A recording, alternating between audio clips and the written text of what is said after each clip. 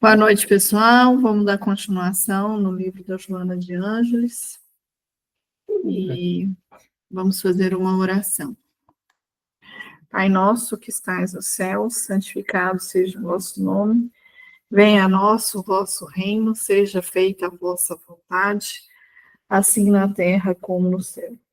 O pão nosso de cada dia nos dai hoje, perdoai as nossas ofensas, assim como nós perdoamos a quem os tem ofendido. E não os deixeis cair em tentações, mas livrai-nos de todo mal, que assim seja, que a espiritualidade possa estar presente, que possamos ter clareza para entender e compreender o estudo de hoje. Que assim seja. Você lê para nós? Então, nós paramos aqui na página 84.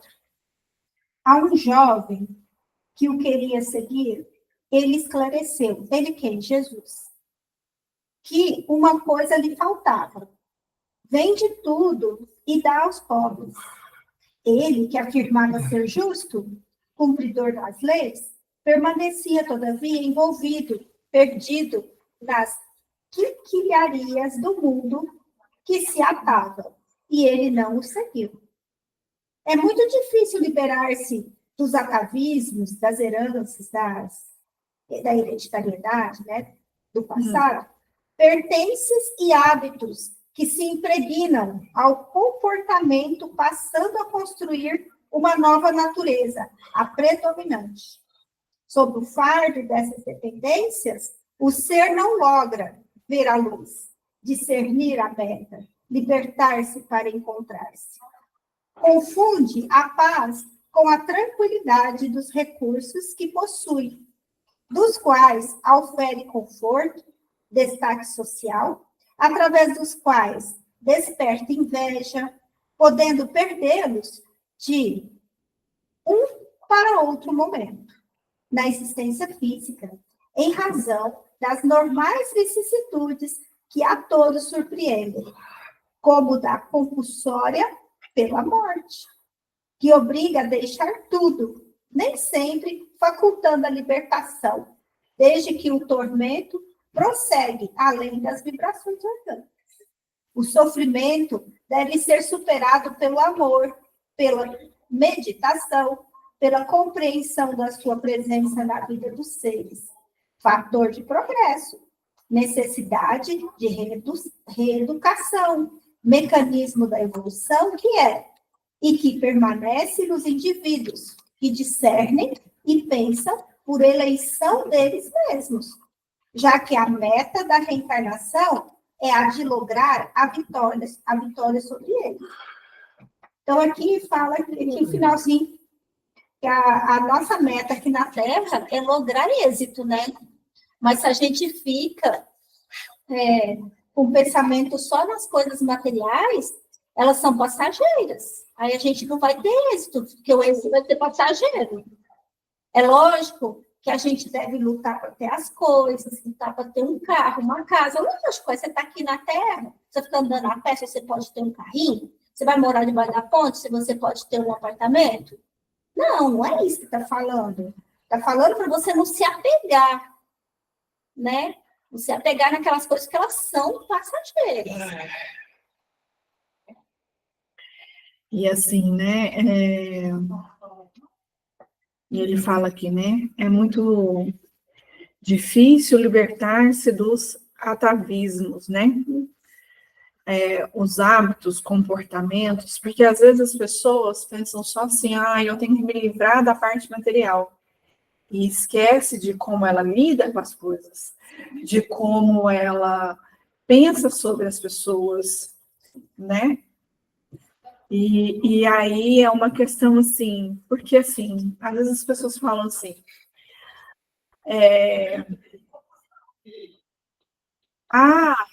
às vezes você é muito fria, mas não entende o porquê que a pessoa é fria. A pessoa já passou por tanta coisa, e aí quer que depois fica assim. É a experiência, né? Então tem certas situações que a pessoa não vai ficar sorrindo. Ela vai levar aquilo a sério e vai resolver, né? Então, assim, existem formas e formas, e as pessoas julgam muito umas outras, né? E esquece que, às vezes, se você pegar tudo que você está passando e colocar um pouquinho de amor, você enxerga de uma forma diferente. Quer falar alguma coisa, Karina?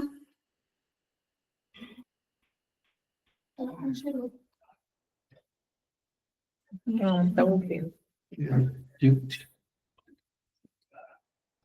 Voltou. Travou aqui, gente. A internet tá. Não, tá tudo certo.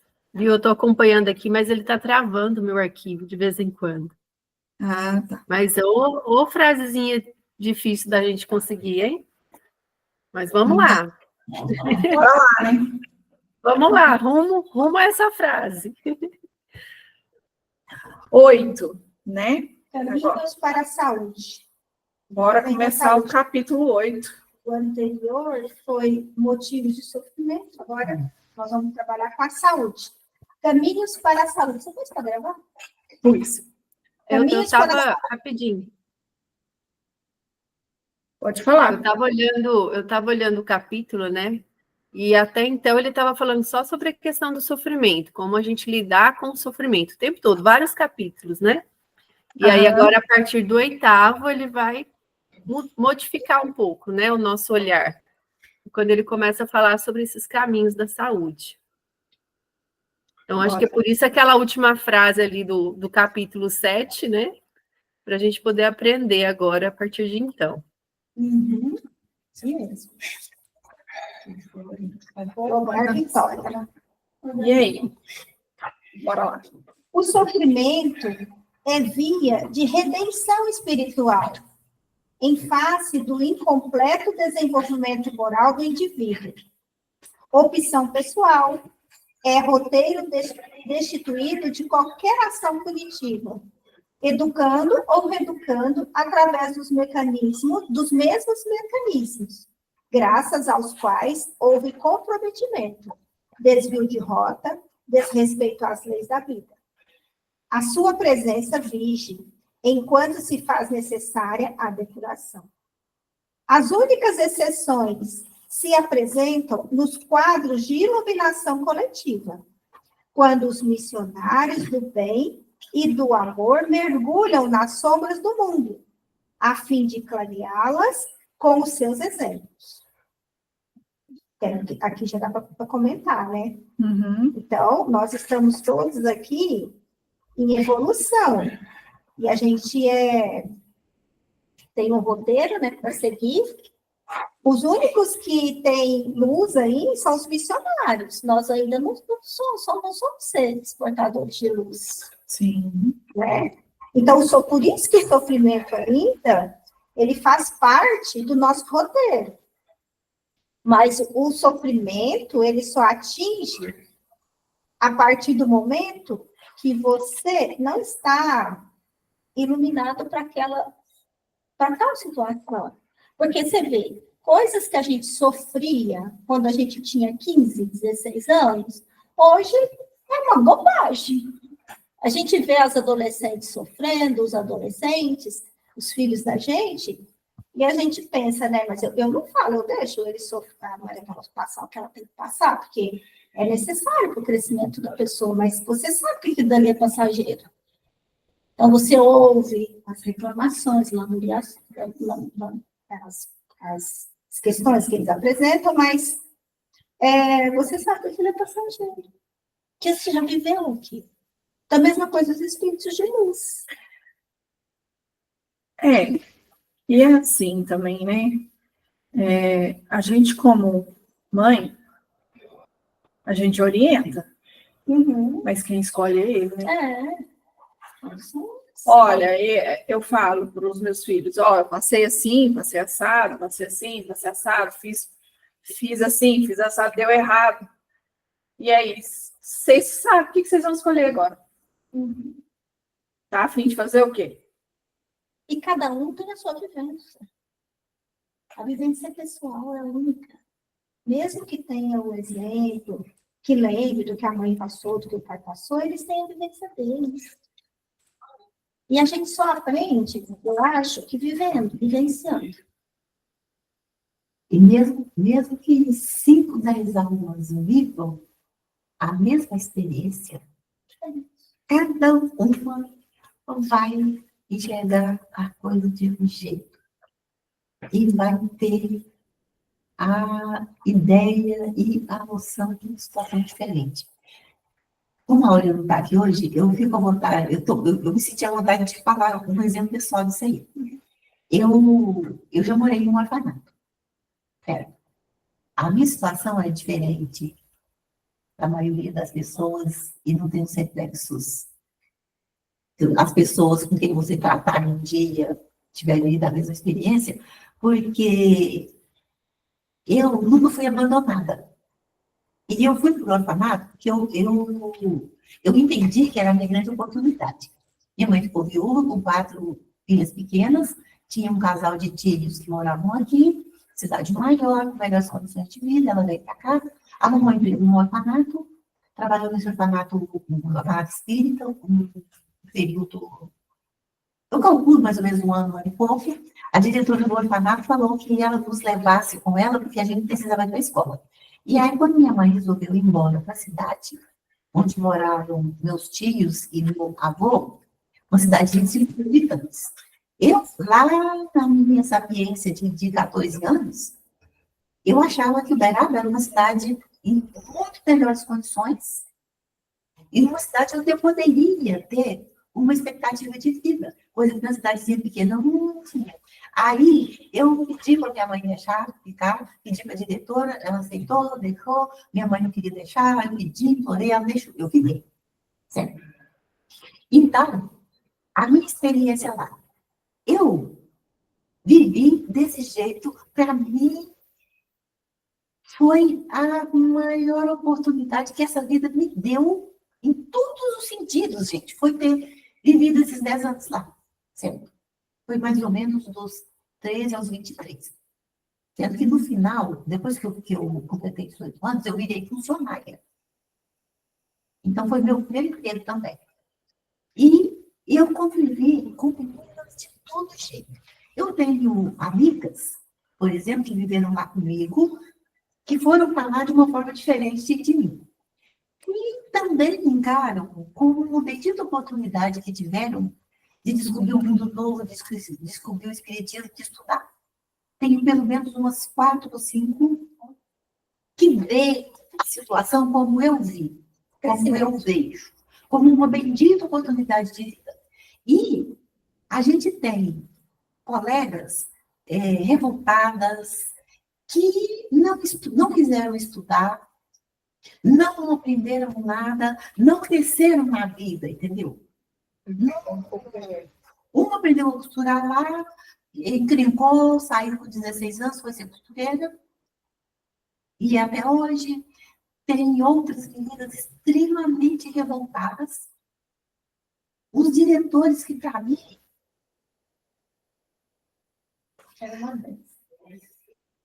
são almas que me sustentaram em todos os sentidos, entendeu? A maioria com o próprio exemplo de abnegação. Mas já tem meninas que têm uma revolta terrível contra eles, só porque eles estavam lá. Elas não têm nada contra eles, mas eles estavam no contexto, entendeu? Então, são situações, assim, extremamente variadas, pegando ali, vamos assim dizer, as minhas contemporâneas, que são mais ou menos umas 20, 25 meninas, 3 anos antes de mim depois. Certo? Então, essa situação do sofrimento, gente, é uma coisa muito relativa. Singular, né? Muito singular. E a maturidade que a alma já traz com ela é que vai fazer com que exista sofrimento ou não.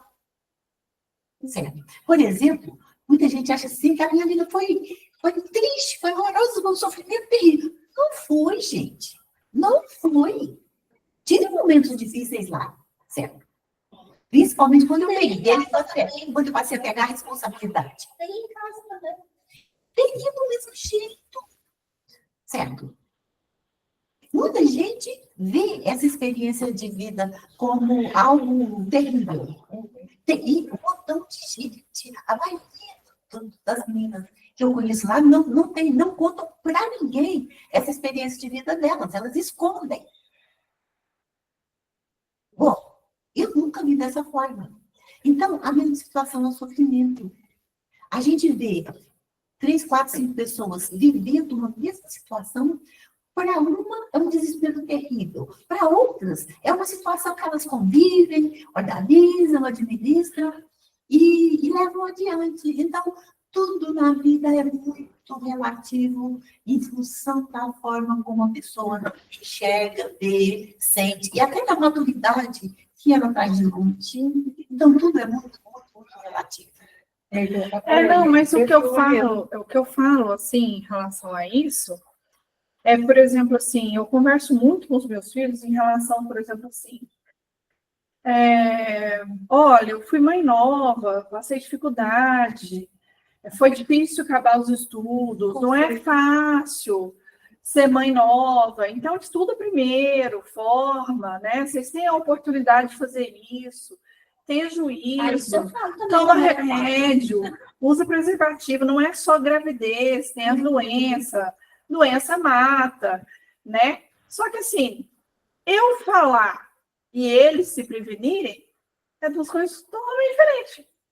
São escolhas. A gente vai fazer escolhas. Né? Então, eu acho que a orientação é muito importante.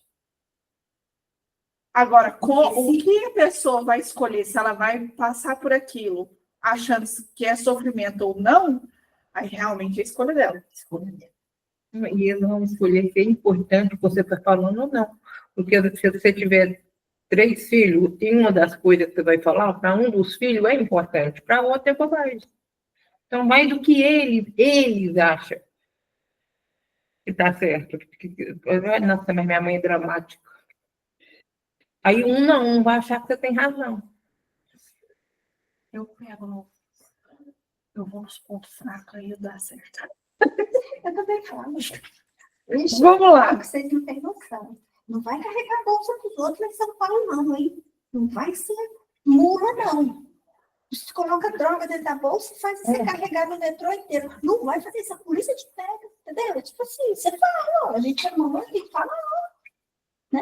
Mas se eles vão fazer ou não é outra história, né? Mas, querendo ou não, é extremamente importante falar, porque sempre fica alguma coisa e muitas vezes, sem querer, diante de uma situação assim que a pessoa olha, a vozinha da mãe, ó, repete lá no ouvido, epa, ó, chamou isso, presta atenção naquilo. Se ele não tivesse ouvido, não ia enxergar. Então, mesmo que a pessoa acredite que não valeu de nada, valeu sim. Você pode ter certeza. Por isso que mãe fala tanto. E querendo ou não, fica alguma coisa, mesmo inconsciente na cabeça da pessoa. É um aprendizado inconsciente, mas fica. Certo? Aí, agora aqui. Não mais ler sendo necessário. Achou? Não mais. Nós já acabamos aqui, clareados, com o seu exemplo. Nós já acabamos das sombras do mundo. Não mais lhe sendo necessárias as dores físicas e morais, elegem-nas ou aceitam-nas como holocausto espontâneo, a fim de ensinarem coragem, abnegação e sacrifício aos que estão na retaguarda, comprometidos com a ignorância e a ilusão, a rebeldia e a violência, o egoísmo e a negação do dever. Todos eles geradores de sofrimentos, de enfermidades e dores. Está falando aqui dos estilos, que eles aceitam o holocausto para nos dar exemplo. A saúde integral, a paz, a alegria interior resultam da lucidez mental, que elege os atos corretos para a existência modeladora da ascensão. Isso é uma coisa interessante. Vamos pensar o Chico. Se o Chico fosse uma pessoa forte, saudável, bonitão, vocês acham que o resultado da reencarnação dele, para as nossas visões, seria a mesma? Eu acho que não. Eu acho que o fato dele ter as limitações dele, as dificuldades dele, a doença, a baixa visão, certo? Valorizou muito ele para a gente. Então, o exemplo dele foi muito mais forte, muito mais marcante para a gente nessas condições, do que se ele fosse uma pessoa que tivesse uma saúde normal, uma disposição grande, teria um certo valor, mas não o valor de vencedor absoluto que ele tem. Concorda? E acho que espíritos iluminados também devem ter essa compreensão e essa aceitação, que muitas vezes é o exemplo que diz que o exemplo arrasta, né? Multidões, e querendo ou não, às vezes, sem parar para pensar, sem enxergar racionalmente, sem parar, pensar, analisar, criticar, mas a gente sente o contexto da situação, o contexto da força moral que a pessoa tem. Espírito de luz. Exatamente. Jesus, né? Jesus podia, num sopro ou num levantar de mãos, porque ele tinha todo o magnetismo, né? Ele podia simplesmente derrubar todos os reis da terra, quebrar aquela cruz lá num sopro. Podia fazer o que ele quisesse, mas ele nos deixou no exemplo, né? Mas exatamente. Ele veio aqui para deixar um exemplo extremamente forte, extremamente marcante para todos nós. E o exemplo que ele podia deixar seria exatamente de alguém aceitar até um sacrifício extremo, como foi o dele, né? Porque, igual a gente leu ali atrás, tudo é passageiro, né? Exatamente. E se Jesus tivesse escolhido outro caminho, tivesse escolhido botar em prática, vamos assim dizer, de uma forma bem firme, a força moral dele, fazendo, por exemplo, o que você colocou, talvez ele não tivesse para a gente o peso que ele tem como um exemplo máximo, né? Porque o nosso exemplo máximo em tudo na Terra é Jesus. Talvez ele seria mais um rei.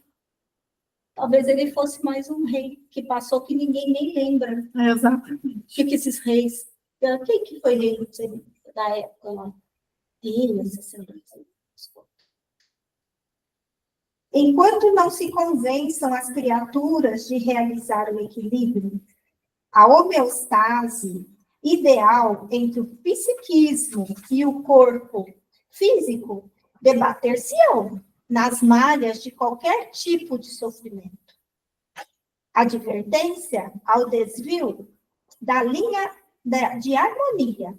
Ele se apresenta em forma de energia comprometida, bloqueada ou desequilibrada, facultando a instalação de doenças, de desares, de padecimentos de qualquer natureza. Eu falo, né? Lê essa próxima frase aí. Certamente, as terapias convencionais ajudam na recuperação da saúde, na sua relativa manutenção. Todavia, somente os fatores internos que respondem pelo comportamento emocional e social podem criar as condições permanentes de bem-estar, erradicando as causas penosas, proporcionando outras novas, que compensarão aquelas, se não superadas, promovendo o equilíbrio estrutural do ser. Condições permanentes de bem-estar. Olha só, né?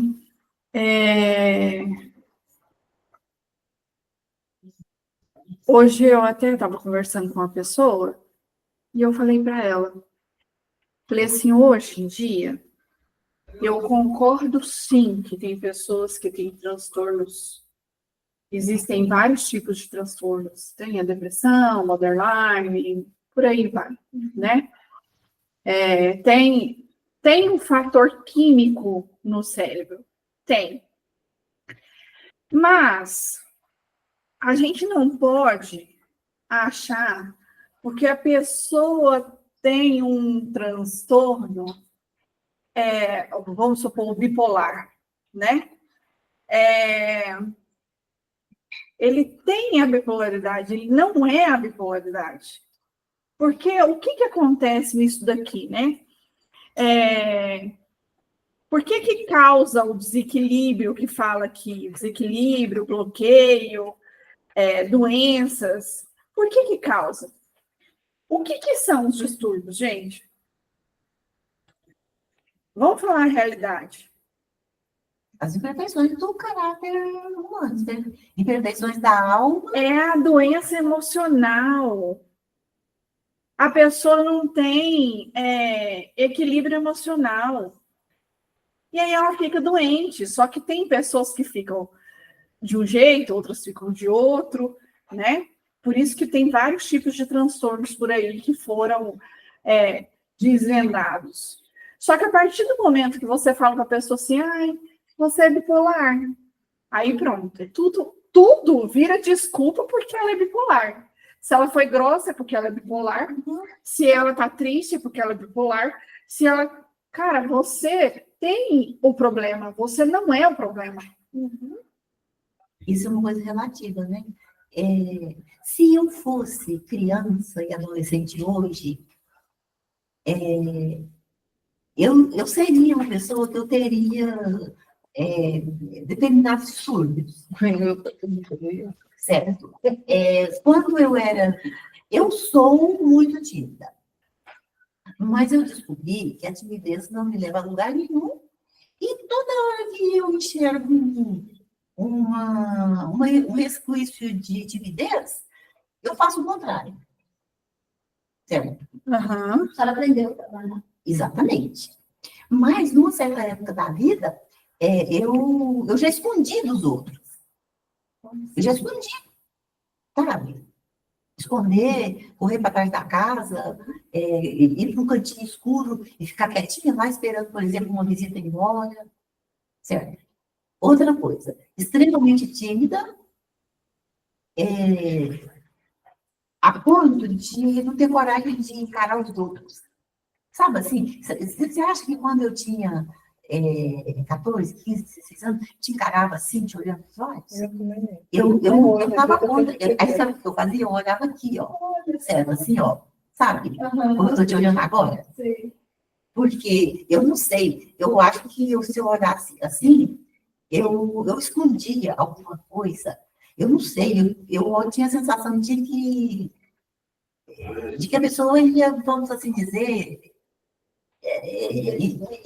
invadir e descobrir coisas dentro de mim que eu queria esconder. Certo? Extremamente tímida, andar de cabeça baixa, assim, olhando para o chão, sempre, e não olhar para as pessoas, não olhar para os lados. Certo? Ao mesmo tempo, intrincada com as coisas. Eu sempre fui, meu pai falava que eu era cabeça dura. E eu fui e sou ainda. Só que, graças a Deus, eu consegui aprender a distinguir aquilo que é bom, que você deve insistir, persistir, lutar, tentar, daquilo que não vale a pena. Então, eu aprendi a distinguir. Certo? Se eu não souber distinguir, é uma situação complicada. Então, eu não sei classificar que tipo de distúrbio eu teria, não. Mas eu teria um desses distúrbios por aí tranquilamente. Certo? Eu tenho um sobrinho também, que se ele fosse menino hoje, adolescente, ele seria classificado nesses distúrbios aí. Hoje, está lá, seguindo na vida dele, até feliz da vida. Então, porque eu acho que é isso, sabe? As pessoas não se tratam,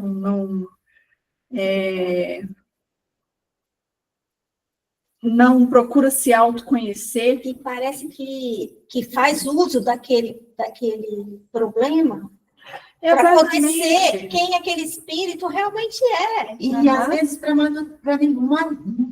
Manipular o meio que ela vive. em volta Então, dela, tipo assim, que ela quer. Eu vou te dar uma patada aqui E tá tudo bem.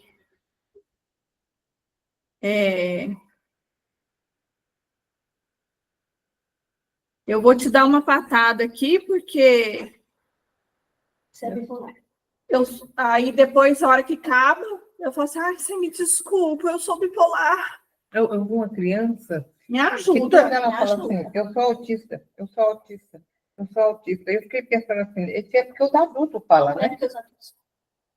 Porque tudo que eu converso Então, com por eles, exemplo, eu não posso receber bronca porque eu sou autista. Eu não posso fazer Uhum. isso porque eu sou autista. Eu não posso fazer assim porque eu sou não autista. pode me tomar nada porque eu sou Entendeu? autista. Não pode E não é assim que funcionam as Não. coisas. E quando E alguém... quantos autistas aí que trabalham, que tem a sua vida, que nunca descobriu que era autista, foi descobrir depois de adulto, entendeu? Eu acho assim, a partir do momento que você descobre o que você tem, eu tenho que aprender a lidar com aquilo. Então, tá, quais Não são... usar aquilo, né? Exatamente. Quais são as maneiras de eu me conhecer para saber até onde, qual é o meu limite? Até onde eu dou conta? Até onde eu vou? O que realmente eu posso ou não fazer? Sabe? Porque, assim, é uma coisa que até eu já comentei aqui algumas vezes, né? Que eu lembro do Gaspareto. E isso é real, né? Certamente as terapias convencionais ajudam a recuperação da saúde, na sua relativa manutenção. Então, você vai para a psicologia, você vai fazer uma terapia para você se conhecer e saber seus limites. E aí, o que o Gaspareto falava? Aí você fica usando as muletas. Ah, porque nunca é você que faz. É o benê que faz, é a mãe, é o tio, é não sei quem, não sei quem. Ah, mas eu sou assim porque fulano fez isso comigo. E o que você fez? Olha para você. Pare de olhar para o outro, sabe? Vai procurar a terapia, fazer a manutenção do que você pensa, como você pensa. Às vezes, você age de uma forma, você já ganhou tanta cara, que aí, quando você resolve falar assim, não quero isso mais. Aí a pessoa fala assim, mas que rancor é esse? Cara, não é rancor, é prevenção. Eu aprendi na terapia que eu posso cuidar de mim e eu tenho o direito de querer ou não querer aquilo mais. Exatamente. Né? Como diz meu irmão, quem abaixa demais as calças mostra a bunda. Se mostrou, tá disposto a apanhar. Então, até que momento que você está disposto a apanhar? Até que momento que você está disposto a fazer daquela forma? Por que eu sempre tenho que fazer da forma que as outras pessoas querem? Uhum. E eu fico aonde? A minha personalidade, as minhas vontades, os meus gostos. Porque às vezes você não tem vamos dizer que, eu moro sozinha. Tá. Eu moro sozinha por quê? Por escolha. E aí as pessoas não param para pensar se é por escolha, ou porque ela é muito chata, ou porque, entendeu? Ela tem que ir para terapia de se descobrir, gente. Eu moro sozinha. E sou a solteira mais feliz da vida, entendeu? Mas é escolha. Entendeu? Uma pessoa que não gosta de ficar sozinha, ela não vai morar sozinha. Ela pode ter um pé no saco na vida dela. Ela não vai morar sozinha. Você entendeu? Ela não vai morar sozinha, porque ela não gosta de ficar sozinha. Agora, tem pessoas que amam ficar sozinha. Eu não vou casar, não. Que faz faxina para uma das minhas irmãs. Pelo menos mais Oi, umas 3 tadinha. vezes. Ela arranja uns homens. Uma coisa terrível. Eu nunca vi alguém assim, sabe, de pancada. Não é pancada física, não, entendeu? A Cris tem resposta para É isso. pancada de todo tipo, de todo jeito. Ah, não, mas... É dependência emocional. É melhor com ele do que Tem sem ele. Eu não quero... Eu não posso ficar sozinha, não. Tem que Então, é. se- Dependência. Dependência emocional. Funcionária. É a pessoa que faz A faxina. funcionária lá da... Faz faxina para uma das minhas irmãs. Ah, foi faxina. É que não é desse emocional.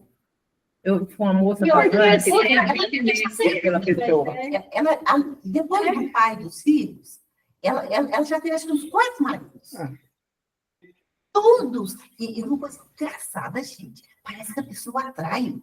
Só tranqueira. Atrai, mega atrai. Atrai, A psicologia já Sabe provou aquelas isso. pessoas negativas, desestruturadas, A psicologia já provou que a gente atrai. sério, exploradoras. Mas você sabe por quê? Porque ela é assim. No fundo, No fundo, Entendeu? ela é assim. Mas tem casos, não tem explicação, meu Deus do céu. tem explicação.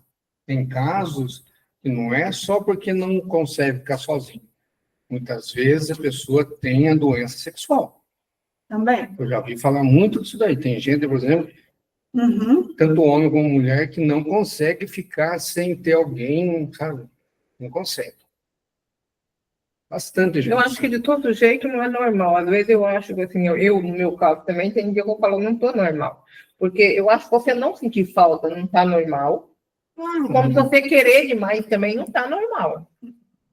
Mas tem às vezes que não que você. Existe uma coisa também Eu não posso tem falar os muito do que eu hormônios. penso, do que eu sinto, entendeu? Essa coisa de Eu você. não posso falar. Essa coisa de você, por um tempo, ter vontade depois daquilo passar, é porque o nosso corpo muda. Os nossos hormônios mudam. Totalmente. Então, por exemplo, assim, principalmente mulher. A mulher, ela muda o hormônio de uma tal maneira que, às vezes, aquele fogo realmente acaba. Entendeu? E aí, o que acontece? A sua melhor companhia é você mesmo.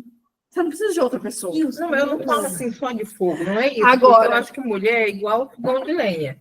Tá lá o que são lá paradinhas. Se você Não. ir lá e der uma mexidinha, Não. né, pega fogo. Não. Não é disso que eu falo. Eu falo assim, por exemplo, Tem ela pessoas falou que de não. casamento, de relacionamento, de casar. Eu acho assim, da pessoa não querer não é normal, mas também querer demais não é normal. Depende da idade. Eu cada história que por eu exemplo, escuto, eu desanimo. Só para dar um exemplo aqui para a gente finalizar. Karina, se você quiser já grifar aí. Olha, Jesus. eu acho o seguinte. Eu, por exemplo, eu uso o Mirena, que é um DIU, né? Então, você usa 5 anos ele direto, depois de 5 anos você vai lá e troca. Então, eu já tenho 7 anos que eu uso. Ele deu uma disfunção para mim, é como se eu tivesse a menopausa. Então, isso depende de cada organismo. Então, assim, por mais que a pessoa esteja casada há 30 anos, 40, 50 anos, se a pessoa tiver essa disfunção hormonal, pode mexer o quanto você quiser, mas você não sente nada. Eu conheço pessoas assim. E que falam assim, pelo amor de Deus, eu não aguento mais meu marido querer alguma coisa comigo. Eu não tenho vontade de nada. E não tem mesmo, entendeu? O cara pode fazer o que quiser, mexer o quanto quiser, que não dá certo. Mas isso é físico. É hormonal. Agora, eu já vou deixar você falar. Mas agora, existem pessoas que a melhor companhia para ela mesma é ela mesma. É indiferente ela ter uma pessoa ou não. Ela pode até sentir uma vontade ou outra, às vezes de sair, de ter uma companhia, de conversar com alguém, mas não necessariamente precisa estar o tempo todo com a pessoa. Pode falar, Ramiro? Mas aí que está o erro dos casais. Não é o sexo em si. Porque o homem tem mais propensão a ter problema do que a mulher. Por quê? Porque a mulher, ela não depende de certas coisas, o homem depende. Vocês sabem o que é. Só que o que acontece? Gente, o casal está lá casado 10, 15, 20, 30 anos. Não é a mesma coisa de quando você começou a namorar. Agora, o que tem que ter? Companheirismo. Respeito, Companheirismo, amizade. O que que quando as pessoas se gostam, ela quer dormir abraçadinha, ela quer dar um abraço no cônjuge, ela quer dar um beijo no cônjuge. Isso não quer dizer que é sexo, só que não compreende essas coisas, aí levam para o outro lado, aí acaba separando, um pula muro para cá, outro pula muro para lá, por causa disso, porque não tem sexo. Gente, sexo, você vai no banheiro sozinho, você pratica o sexo. Resolve o problema. Agora esquecem dessa coisa. Eu sempre bati nessa tecla com todas as companheiras que eu tive. Gente, coisa mais gostosa que tem é você dar um abraço na companheira, você pegar a saída de montada. E um abraço que você dá com vontade, querendo verdadeiramente aconchegar a pessoa. E isso não é para namorada, não. É qualquer pessoa. Certo? Esses dias para trás, eu acho que até já contei isso aqui. Um colega me deu um abraço. Sabe assim? Um abraço assim que você sente uma energia assim. Boa. E uma energia assim tão positiva, tão calorosa. Certo? Só porque eu andei dando um sermão dele, porque eu queria fazer cirurgia bariátrica, certo? Aí conversei, falei um monte de coisa e ele deu outro mundo na vida. Então, são situações assim, isso assim, ó. Essa situação de um acalento, de um aconchego, que independe de sexo, desse tipo de relacionamento. Mas é isso que eu pode ser amigo, pai, filho. A gente vê tantos pais que Eu sempre falei, eu pra mim, não tem um abraço assim, sabe, caloroso de um pai para filho. É muito triste isso, gente. É muito... Não existe casal de 30, 40 anos e... Quantos anos você está casado? 23 anos. Mas nem metade daquilo... Quando você namorava, começo de casado, é uma coisa. É porque entra rotina. É porque paixão é diferente de amor. Não é só a rotina, a implicância, muitas coisas. Você pega a implicância do cônjuge, alguma coisa. Eu lembro do meu primo, que a mulher dele largou dele porque ele tinha chulé. Juro por Deus. Um dia eu peguei a moça, pus na cadeira, falei assim, quando você estava namorando, ele não tinha chulé? Largou porque ela pegou a implicância do chulé do cara. Pô, é isso que eu estou falando. Depois de um certo tempo que você está com uma pessoa, você começa a ver coisas que você não vê. Mas é porque amor é diferente mau de hálito, paixão. No começo é paixão, depois é amor. Aquele famoso lá, que é casado com a filha da Elu Pinheiro, lá com o nome dele lá, o... Justus? Roberto Justus? Justus. Esqueci a ex-mulher dele, não a filha da agora. Ela contando no programa que ele fazia ela levantar, ir no banheiro, se maquiar tudo para... Né, porque com a mulher levanta tudo descabelado de coisa. Ele não vê. Disse que tinha que estar tomando banho, perfuminho, coisa, que o cara era implicante. Que não podia ver ela toda feia, tem que estar toda maquiada. Como é que você vai viver com um cara desse? Mas o que a gente, voltando um pouco aqui, por que tudo isso acontece? Por que acontece essas implicâncias no casamento? Por que acontece tudo isso, esse bololô todo? Que a gente começa a ver o defeito do outro. Não só por isso. Não só por isso. Porque ver o defeito do outro é uma coisa. A questão é que você não vê o que você faz, o que você se permite fazer, o que você deixa de fazer por causa do outro, entendeu? E aí você vai se matando no relacionamento. Qualquer tipo de relacionamento vai se anulando. Pode ser relacionamento que eu estou falando, não é só casamento, é com pai e mãe, é com os filhos. Quantas mães se anulam totalmente por conta do filho? Não estuda, não sai de casa, não sei o quê. Não, mas eu tenho que estar 11 horas porque a comidinha dele tem que estar pronta. E o cara já tem 20 lá na cacetada. Desculpa aí. Mas... Entendeu? Eu ser mãe não quer dizer que eu tenho que me anular por conta dos meus filhos. Eu tenho que cuidar, orientar, dar o caminho certo, mas eu me anular por conta deles, não. E aí, então não posso viver mais, porque eu sou mãe. Exato. Entendeu? Então, não é assim que funciona. Não é assim que funciona. E aí, as pessoas não se autoconhecem. E aí, quando a gente se conhece, a gente começa a falar assim, Não, agora eu não vou fazer assim. Não, mas agora eu não posso. Tão bom. Não, mas agora não sei o quê. Verdade. Ah, o que que você acha? Não sei. Não sei. Às vezes eu até Verdade, sei. saber tudo? Eu Às agora vezes eu até tô, sei. eu aprendi a assumir todos os erros. Agora, todos os erros, que é verdade também que é. Agora eu falo assim, não, o problema não é você, o problema sou eu. É eu que não quero. Eu não quero fazer, não é você o problema sou eu. Eu não quero. Aí volta naquilo de muita gente morar sozinho. Não deve satisfação para ninguém, não tem ninguém brigar, ninguém encher o saco, faz o que quer, peida a hora que quer. Só que a hora Por isso tem um monte de gente morando sozinho. que você passa a entender que você veio nesse mundo para conviver com outras pessoas, você nasceu da onde? De dois. De duas pessoas. Entendeu? Você não teve como vir sozinho para essa terra. Então, você cresceu aos cuidados de alguém. Então, você teve que aprender a se relacionar. Quando você cresce, tem pessoas que casam, tem pessoas que vão morar sozinha, mas no trabalho não tem que se relacionar.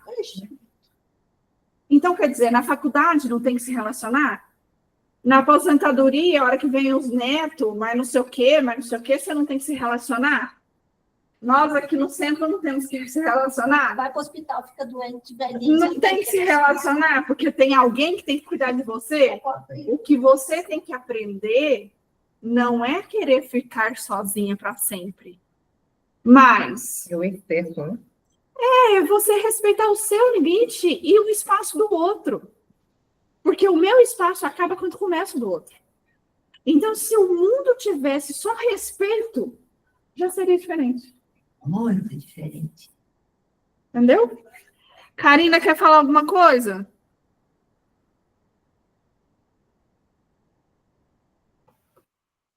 Gente, eu quero falar que essa é uma dificuldade que eu tenho muito grande. Eu morei muito tempo sozinha e depois que eu casei não foi fácil não, viu?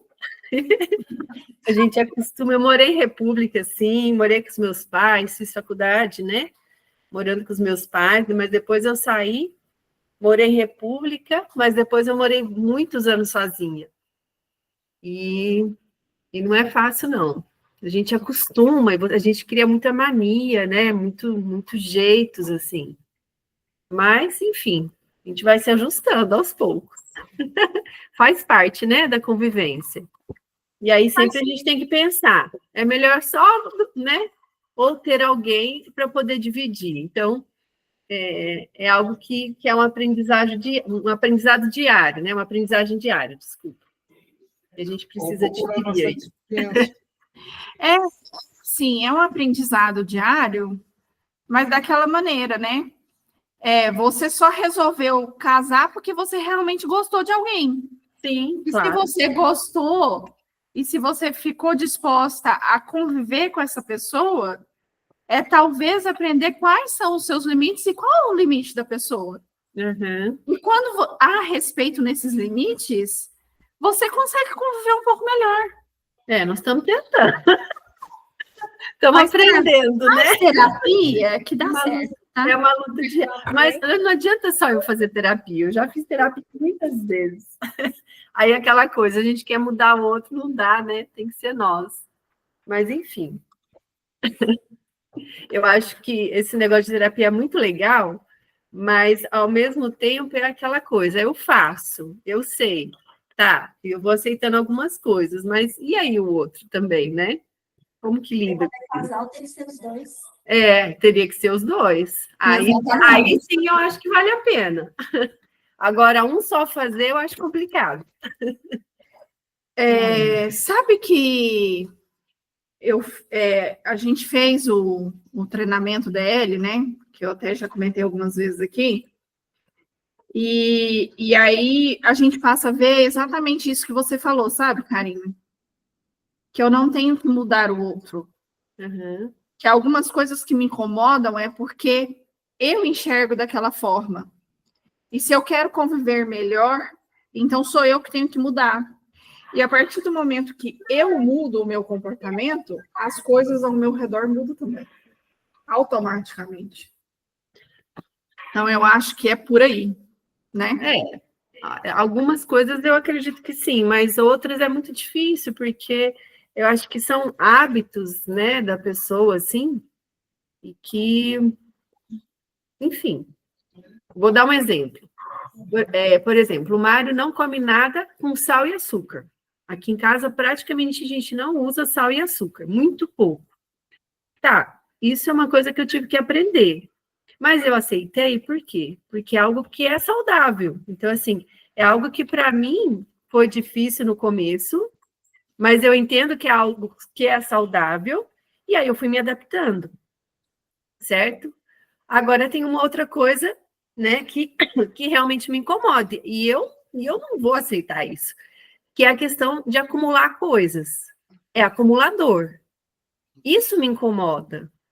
Mas, assim, eu não tenho que aceitar isso, sabe? Porque, nossa, é muita coisa. É aquela tipo de pessoa que, assim, ele não compra um, ele tem que comprar 20. Porque um não serve, tem que ser 20. Eu falo, gente, não tem onde guardar, a gente mora num apartamento, né? Mas, enfim, é um hábito dele, que não adianta eu falar, Mário, vai comprar, por exemplo, tomate. A gente mora em 2 adultos e uma criança. Ele traz 2 quilos de tomate. Gente, o que eu vou fazer com 2 quilos de tomate? Entendeu? Estraga. Então, assim, entende? Não, mas eu vou ter que ficar fazendo isso toda hora. Não dá. Eu dei o exemplo do tomate, mas é tudo. Mário, um pote de ricota. Ele chegou com 6. Gente, que tá fazendo com 6 potes de ricota? Distribui aqui com a gente, larga de bobeira. Não, gente, pelo amor de Deus, mas eu não posso ficar dando. É sério, Entende? Marisa, é sério. Vai fazendo isso. Tudo que ele comprar em excesso, você traz aqui para nós. Nossa Senhora, não, mas aí vira uma briga. Ele não pode nada, e porque eu não sei o quê, enfim, né? Ó, já comecei a dar com a língua nos dentes aqui. Mas, enfim, você entendeu o que eu quero dizer? Então, assim, eu sei que é algo que, enfim, né, vai trazer um benefício, beleza, então eu vou me adequar. Mas quando não é, e aí, como que faz? Já pensou em potinho de ricota? Aí existe uma coisa assim, ó. Quando a gente aprende os nossos limites, a gente consegue fazer acordos. Olha, desse jeito não tá legal. Vamos mudar isso aqui, assim, assim, assado? Sabe por quê? Porque assim, olha, tá ficando difícil financeiramente, tá ficando difícil por conta disso, tá ficando difícil por conta disso. Você compreende isso? Se ele falar não, bem, aí não tem outro jeito, não. Não, já fiz tudo isso que você me contou já. Não adianta. Você é que deve começar a distribuir esses excessos. Ai, Deus. Viu, Karina? Ó, a última dele. Tá gravando, né, gente? Você tem que parar de gravar esse negócio. Vamos fazer o encerramento, você fala, peraí. Vamos agradecer, então, ao nosso Senhor Jesus por mais essa oportunidade de hoje. Que o estudo, ele traz muitos, muitos benefícios para a nossa alma, muitos aprendizados. Agora a gente tem que conseguir colocar em prática, né? A gente estuda e a prática fica. Então, é um passinho de formiguinha, mas a gente consegue. Que os nossos amigos espirituais possam nos orientar no resto de semana que aqui tem aí para a nossa frente, e que possamos voltar aos nossos lares com muita paz, muita harmonia, muito amor. Pai nosso que estais nos céus, santificado seja o vosso nome, venha a nós o vosso reino, seja feita a vossa vontade, assim na terra como nos céus. O pão nosso de cada dia nos dai hoje, perdoai as nossas ofensas, assim como nós perdoamos a quem nos tem ofendido. Não os deixeis cair em tentações, mas livrarmos de todo mal, que assim seja. Peraí, deixa eu parar de gravar. Tchau, pessoal. Até semana que vem.